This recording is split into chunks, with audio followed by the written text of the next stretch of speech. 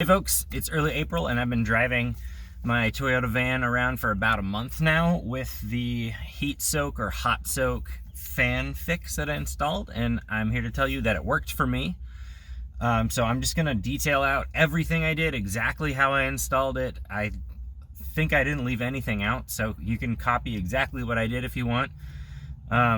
I have a feeling that there's a better way. I have a feeling that there's better parts and better fans. There's definitely better mounting brackets that came with the fan, as you'll see. I'm not an expert at this, and somebody in the comments or on the forum is definitely going to say something like, oh, don't do that, do this instead. So yeah, listen to them. If anybody comments on this video and says, actually, you should do this, you should probably listen to them, because I'm definitely an amateur mechanic. But yeah, so some other thing, if you want to just, I'm going to talk for a second about hot soak. So if you just want to skip right to like, how did they do it? Just look in the description, there'll be like timestamps for everything. So what even is heat soak and hot soak, and what are the symptoms of it?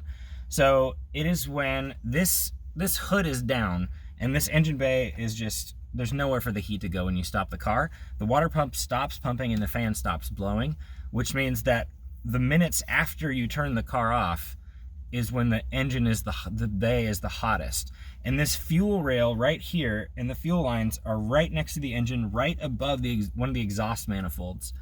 And they just get superheated and the gas in the lines vaporize. And then when you go and try and start the car again, man, it is April and the robins are fighting over territory. It's amazing. When you try and start the car, it's shooting the vaporized gasoline into the engine and not gasoline, liquid gasoline. So it won't start, and you can go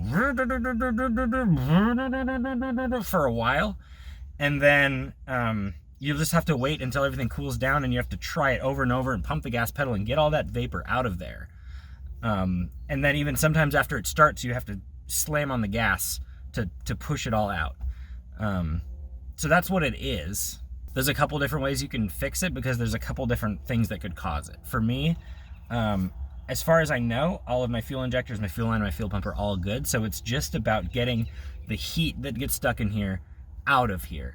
And the best way to do that I've read about is by having a fan, an extra fan inside this cowl that you can't see right now because this camera angle is terrible. An extra fan in there that turns on and blows air through the radiator to keep cooling the van after the engine is off. Some people have this fan controlled by a thermometer that will go into the engine somewhere that will just kick on when it's too hot and turn off when it cools down. So it's just very circumstantial and perfect for you, and you can just, don't even worry about it. I didn't do that. I went with a timer because I don't know where to put that. Like, the thermometer thing seemed a little daunting for me. I'm more of an electronics guy. I'm good at programming, I'm good at wiring. So I just went with a timer relay that I just press a button and it turns the fan on for 15 minutes. So I stop the car, press the fan turns on for 15 minutes, I walk away, it's fine. And I also, because I have an auxiliary battery in the back that's powered by a solar panel, I don't have to worry about this killing my battery ever. On the forums, the person that says they have a timer relay didn't drain their battery anyway. And when I tested this, it used less than 10% of my battery, my extra battery. So it should be fine for everybody. Anyway, there are a couple other things you can do. Like, there might be other reasons you're experiencing hot soak. Like your fuel injectors might be old. You might want to change out your fuel injectors. Your fuel pump might be weak. You might have bad fuel pressure. Your fuel hose might be bad. There's a couple things that could lead to it. So if you want to do something, if you want to check that stuff out first, you certainly can. It's kind of a pain to get into your fuel injectors. They're like in here. So you have to pull the fuel rail out, and it's a whole thing. So if you are fairly confident that your fuel injectors are fine and your fuel pump is fine, you can just go ahead and try this fan fix and see if it works. It's fairly cheap, as you'll see in the video. I think it's less than $100 for sure. You just have to tear this whole thing out. It's a whole to-do. The other thing is I've heard from some people in the forums that you can fix heat soak by just upgrading your fuel injectors to a different model that have higher pressure, or upgrading your fuel pump to a higher pressure.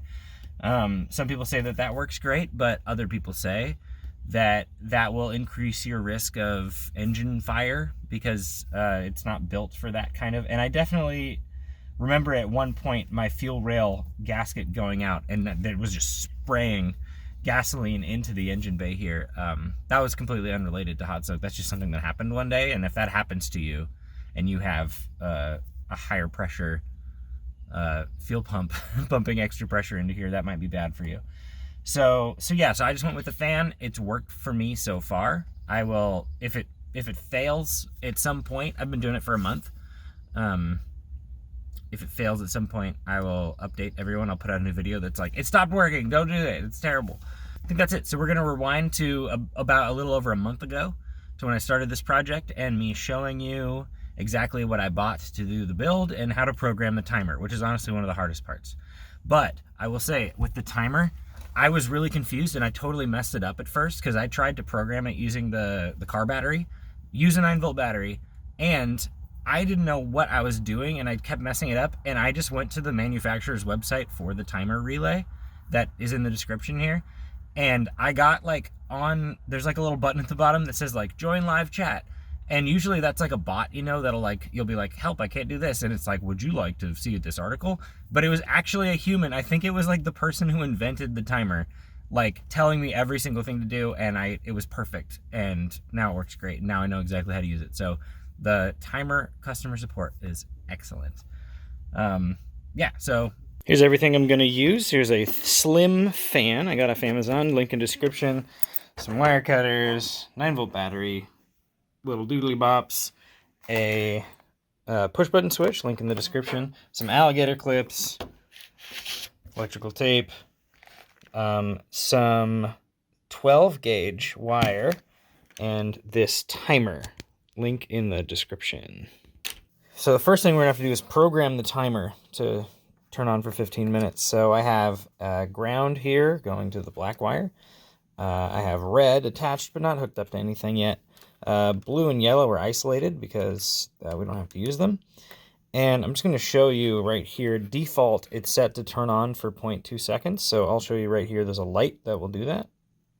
You see it? There it was. I am now going to turn on this light so the video is better. You won't be able to see that, but I will. So first thing we need to do is go into programming mode. So I'm going to twist the green and white wires together, connect those to the ground. I'm just going to hold it onto there, and then turn this on for, turn on the power for 1 second, 1 Mississippi, and then disconnect the green and white. Now we should be in timer mode, and then because I'm not going to use the green, I'm going to isolate the green, and then the next step, you have to keep the power connected for this part, is to connect white to ground for as long as you want the timer. And I'm going to hold my hand over this just to make sure that the light's coming on. So let's say 1 Mississippi, 2 Mississippi, 3 Mississippi, 4 Mississippi, 5 Mississippi, 6 Mississippi, 7 Mississippi, 8 Mississippi, 9 Mississippi, 10 Mississippi. Then we disconnect the power, disconnect everything. And when we reconnect the power, it should be in operations mode. And I'm going to turn off the light again so we can test to see if this will come on for 10 seconds. 1 Mississippi, 2 Mississippi, 3 Mississippi, 4 Mississippi, 5 Mississippi, 6 Mississippi, 8 Mississippi, 9 Mississippi, 10 Mississippi. We should turn off about now. There we go. Okay, so it totally works. So now there is a quicker way to do it, but I'm going to enter back into timing mode by twisting white and green together.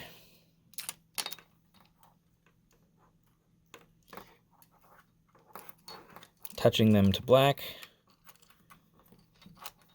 Connecting for 1 second. 1 Mississippi, then letting go.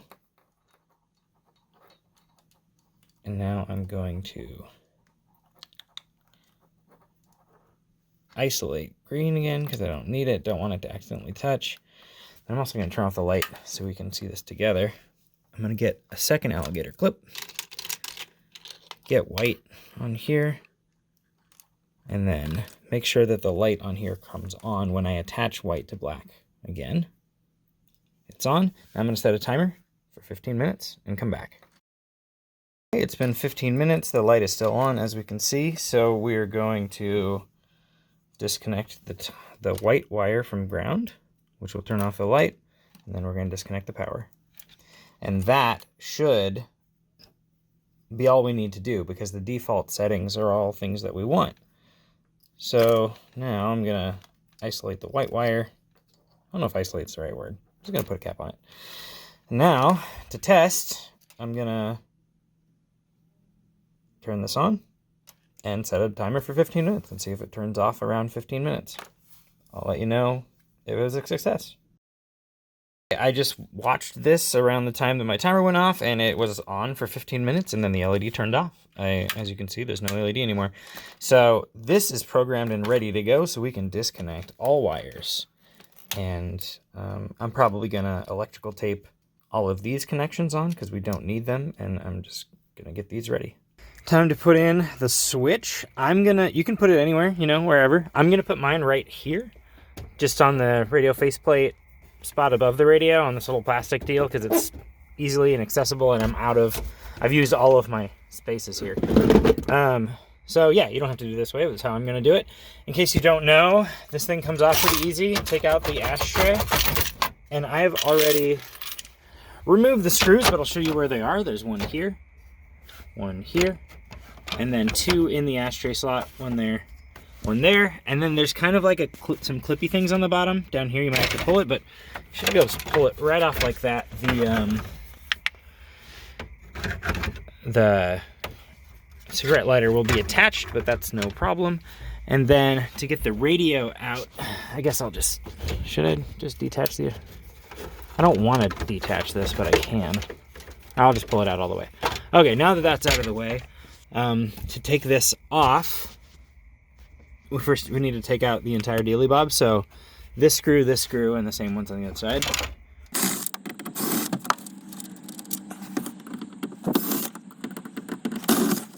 Okay.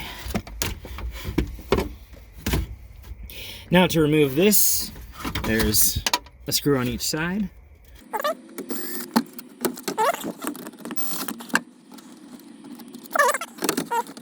Gotta pry this apart a little bit because it's stuck in there, so you kind of got to push it. There we go. Easy peasy. Now I'm going to just drill a hole in this the size of the hole for the button. Okay, judging by the size of it, this 1/2 inch drill bit should be just about perfect. So that's what I'm going to use. Here we go. It fits perfectly. So now I'm going to orient this the way that I want it, and I'm going to start wiring while this is off. But first I got to put the screws back on this side to hold it in place. Here's the wire. I have it coming out of right there. I'll show you how this got here in a second. But I'm just going to show you how I'm going to wire it up. The power wire, is going to go first to the switch. So I'm going to wire that up. So that's one end. The other end of the switch is going to go to the red of the timer. So red goes to switch, other side of the switch goes to red of the timer. And I'll tape all these up when I'm done with electrical tape. The ground is going to go right to the ground. Like so. Well, actually, yeah, I'll wire nut this one up too. But I'm going to add another wire to this wire nut. So now that that's wired up, I have to run a second cable back through here that's going to come out of the yellow and the black and go to the fan. So I'm going to roll out another thing of wire, and I'll be right back. Okay, now I'm going to show you how I've routed these wires, and I have an auxiliary battery back here. It's behind there, and it goes to a fuse box I've put behind a panel right here. You can see the fuse box. If you want to use this same awesome fuse box, I recommend it. I have a lot of stuff wired up onto here. You get a different fuse for each one. So this red wire right there comes out there, and it goes behind this panel. The cool thing about this spot is, even if you don't have an auxiliary battery, you could use this spot too, because the start battery is under here, as if you work on these vans, you know. But a neat thing that I'll show you is if you remove this panel right here, this panel that I've replaced with a wooden panel right here, this entire plastic panel, if you remove it, I'll show you right under here, there are holes. And my auxiliary battery goes into this wall. And if you wanted to run these cables just from your regular old battery, you could run those through this hole down in here, and you can go straight up through here, right to here, and you could add a second fuse box just like I did, even if you don't have an auxiliary battery, and then straight out that way. And that way, I'll show you where it goes from there. Walk around the van, goes through that panel, or behind there. Here's the trunk lid open right here. Under there, that's where it comes from. Goes just down along here. I'm gonna put the carpet back in, you'll never see this. Then it goes up behind the foot pad thingy, behind there, and finally comes out of the radio. And there it is, all wired up like I just did. And next, what I'm gonna do is wire up the ground and the red over here, put it back through here, go all the way back through here, and then I think I'm just gonna run a cable here. So I'll show you that when it's done. Okay, just routed my second cable. There it is, goes back behind there, pops up under here, goes back along all of that stuff, under there, back up there, and I've just tucked it down by the air filter for now. So on this new cable, we're gonna connect this cable black to timer black, cable red to timer yellow.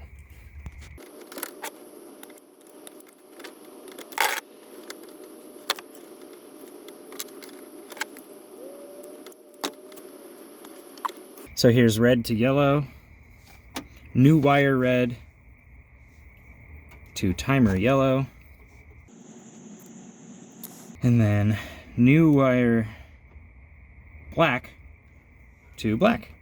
Old wire black, timer black, new wire black, they all just hug together. They're all buddies. There we go. Now I'm just going to tape all of these and then put that all back together because this portion of the build is done. Now that all that's done, I think it's worth mentioning that up until now, I have had all of these wires plugged into my fuse box back in the back, but I have not had the fuse plugged in. I just plugged in the fuse after connecting all of this, don't worry about this, after connecting everything.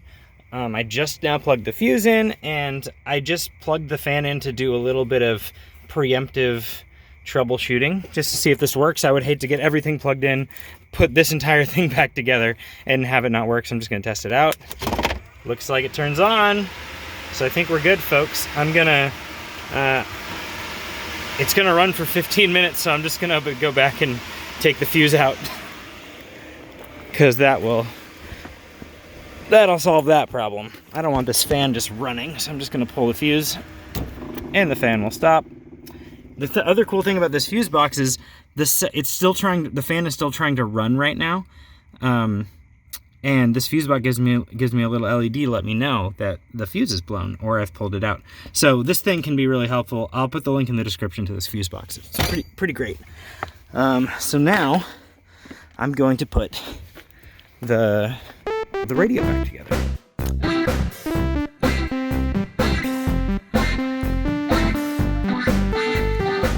Screw in the right, screw in the left, the radio goes back on, yes it does. Put it in there, put the screws in the front, turn them right, because righty is tighty, that's what I've been told. This van is old, plug in the cigarette lighter, that's 12 volts now. Put a screw in the ashtray, and then you go up top to put the other screws in their way, and to finish it off, put the ashtray back in, and then you give us a thumbs up, cause you are the best. Now you might be saying, hey, you know what, why is all this stuff taken apart? Where's your seat, Mike? So I don't know how to do this without removing the second hood. And if you've never done that before, it's kind of fun. So the first thing you gotta do is take the seat out and the rug.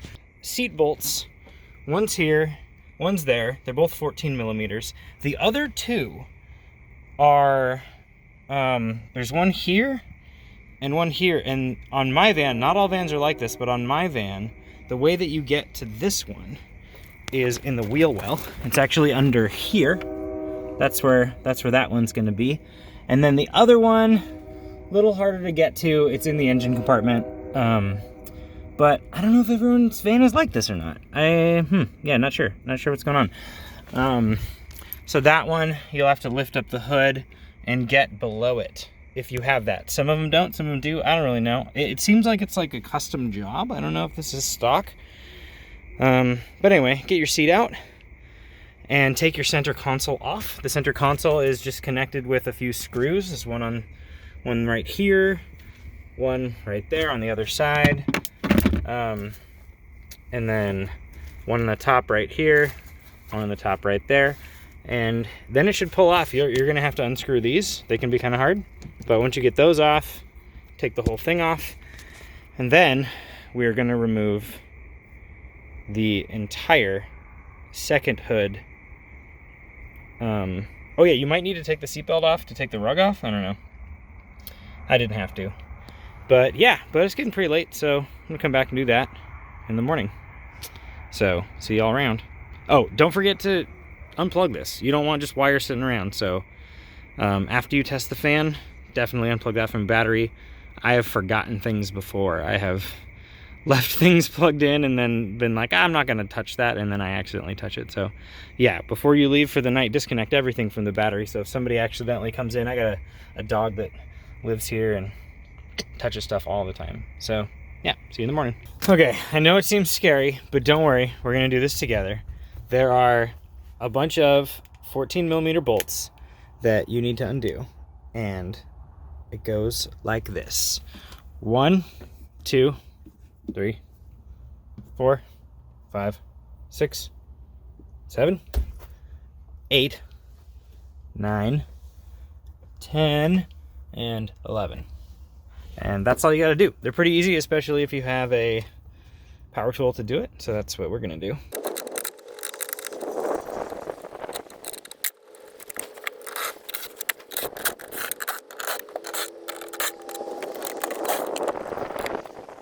I'm not 100% sure if this is true, but it seems like the longest one goes right here.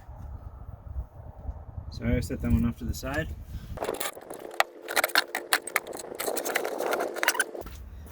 Now I must admit, I've never removed the cowl before. They're not 12. Let's find out if they're 10. Looks like they're 10. So yeah, never done this before. So we're learning together now.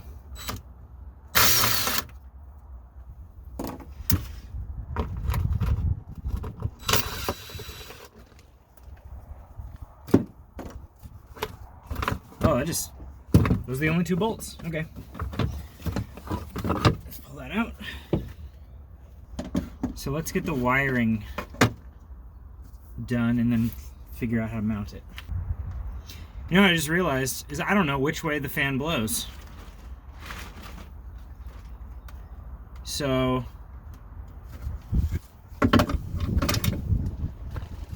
I'm gonna turn it on for a second, make sure it's blowing the correct direction. So let's see, positive to blue, negative to black. Let's see what that does. I gotta put the fuse in it. There we go. Had to click it all the way.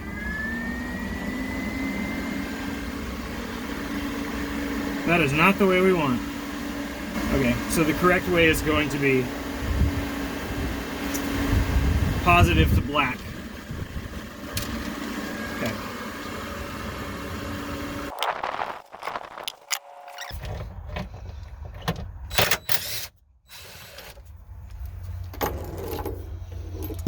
That's a 12. And not,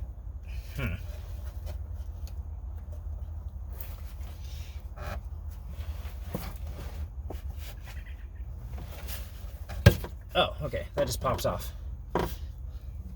Interesting. Okay, so there are some bolts on the bottom as well. Okay, so the next place we're going is the other side of, see that bolt down there right next to the white thing that my shadow is covering now? We're gonna get to the bottom of that one. It's a 12 millimeter. I have my car jacked up. Don't worry, it's on jack stands too. And it's gonna be really hard to actually film this part, so I'm just gonna show you where it is. So here's, well, it's kind of hard to see, but it's right there. There it is, just to the front of the car from the front axle.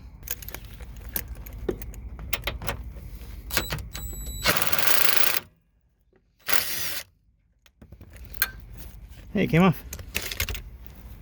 Okay, now we're just gonna do the exact same thing on the other side.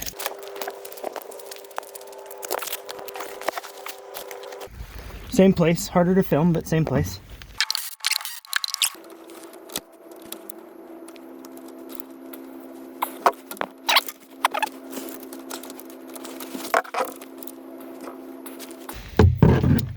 Wow, it's just bending. It's not coming off.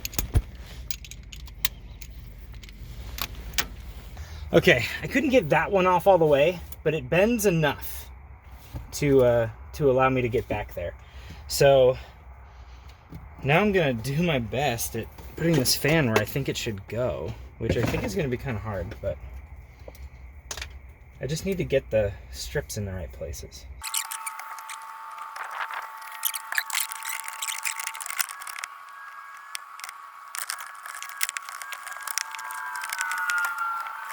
I feel like I'm gonna have to cut the cowl to fit the fan in there.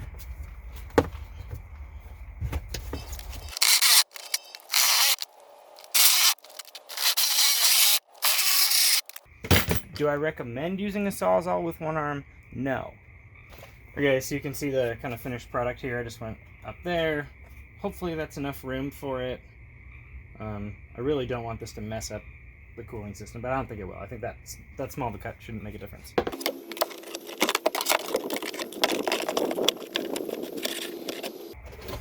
It fits. We're golden. Okay, so it's gonna go about there. Yep. As high as possible, I think, without actually coming up above the rim. The trick is actually getting these things in where I want them. So, oh, what? These are kind of fragile. That one already broke. That sucks.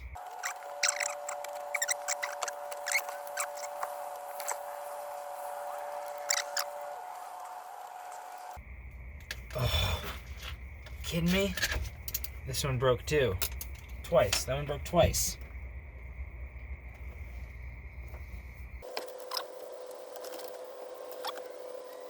This one broke 3 times. Oh, what? Dude, that one broke too. These are pieces of junk.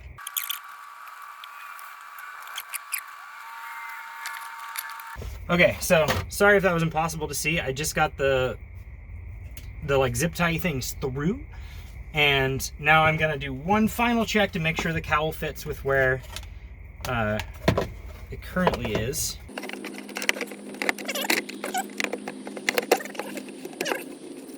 Nope, I am too far to the driver's side.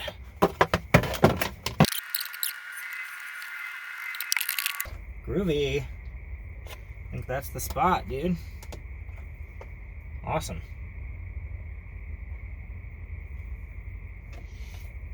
Pretty swanky. Okay.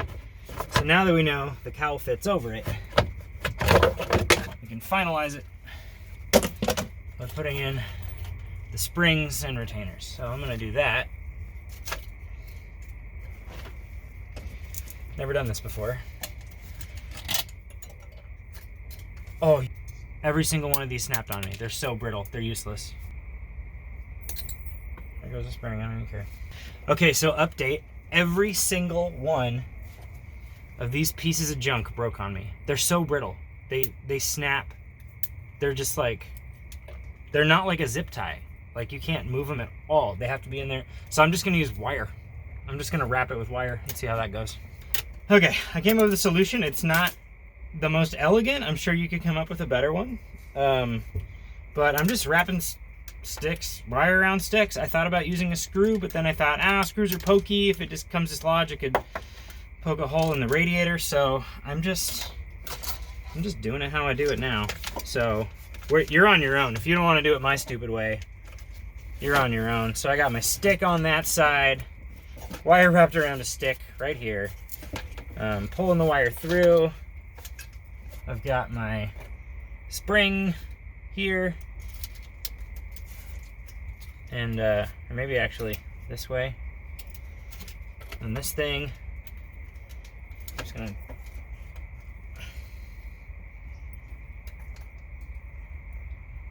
something other than a stick. This side I'll use a screw on. Here's the deal. You want to do a good job, you order some high quality these things, whatever they're called, radiator mounts, I don't know. You want to do a job in the middle of the night and get it done by the morning, you wrap wire around sticks and screws. That's the lesson. Sticks and screws, oh, sticks and screws. These radiator mounts are giving me the blues. Breaking and snapping, and what the heck is happening? I know I can't lose if I use, oh, sticks and screws, oh, sticks and screws. Is it elegant? Is it perfect? No. But am I going to be able to drive it tomorrow? Yes. Well, before I put the cowl back on, I'm actually going to get back under and screw that one screw back up from the bottom. I'm not going to film that, but I'm going to put the mounting bolt back in. Okay, ready to put the cowl back on. I added some extra wires to make it just nice and snug. I just tightened the bottom bolt for that, and now I'm going to put the top hole.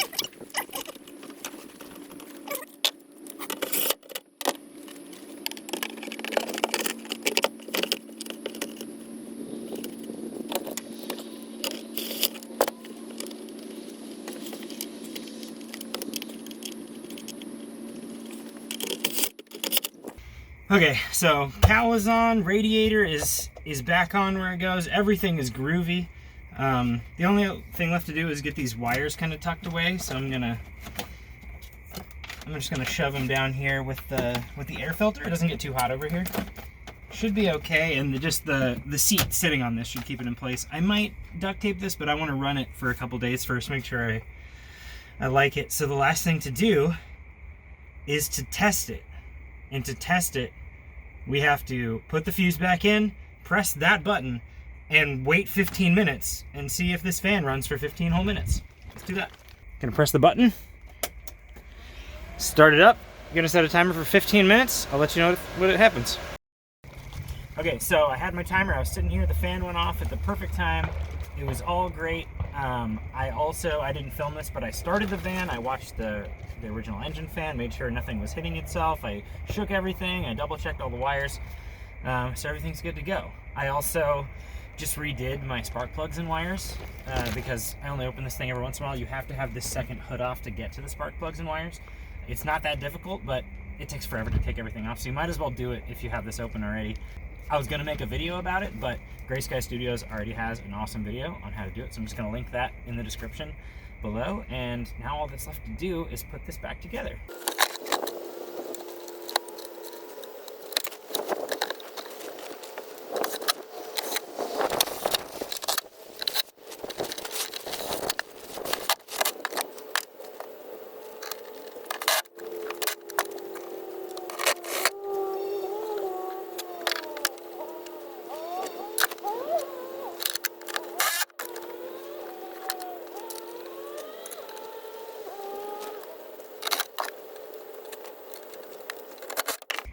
Okay, everything's back together. It's ready to go. I'm ready to drive. I'm not going to put this back on right away because I'm actually going to do more stuff under here, but I'm gonna start driving it again tomorrow, and I'll let you know how it goes. I'm not gonna publish this video right away. This is March right now. I'm gonna drive it around for a while. I'm gonna try it out. I'm gonna wait till it gets warm outside, spring break. I'm probably gonna take this thing surfing. So I will drive this thing around for a couple weeks, maybe a month, and then I'll come back at the end of this video and tell you how it goes. So see you in a month in a couple seconds. So yeah, there you go. It's been a little over a month. It's April now. It's spring break. I've been driving this thing around a lot. It's been getting hot. I did not turn on the fan one day because it was a day that I thought I would experience heat soak, and I did. I was like, I'm not going to press it this time. I'm going to see what happens, and then I had heat soak happen. So yeah, so it's working for me. It might not work for you. If you do all of this and it doesn't work for you, I'm sorry. You have another issue. But this is what worked for me. Also, as always, if you're working on these vans and you're not a member of the Toyota Vantech Forum, go over there. And if you want some great deep dives into just working on these vans, the person who inspired me to make these videos, go over to Grae Sky Studios. Check out Krusty, the 4x4. I think it's an 86 van or an 88 van. I can't remember. It's not this model, but it's 1 year off. Check out Grae Sky Studios for sure. And I will see y'all in the next video showing you how I replaced this leaky power steering pump. See you around. Like, subscribe, and follow if you want.